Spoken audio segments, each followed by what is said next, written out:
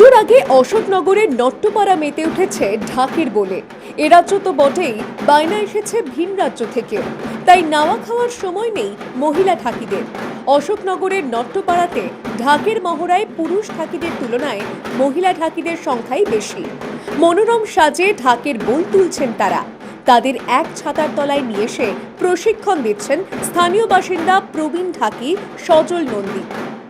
নট্টপাড়ার মহিলারা সংসারের অভাব মেটাতে পুজোর দিনগুলোতে ভিন রাজ্যে গিয়ে পুজোর সময় ঢাক বাজান। এবারেও দিল্লি, মুম্বাই সহ বিভিন্ন জায়গা থেকে মহিলা ঢাকিদের বায়না এসেছে। তবে ভিন রাজ্যে যাওয়ার মুখে ভাষা নিয়ে চিন্তিত তারা। তাই তারা কোথায় যাচ্ছেন তা আগেই থানায় জানিয়ে যেতে চান। আবার কেউ কেউ বলছেন ভিন রাজ্যে গিয়ে বাংলায় কথা বলবেন, কেউ বাংলাদেশি বললে প্রতিবাদ করবেন।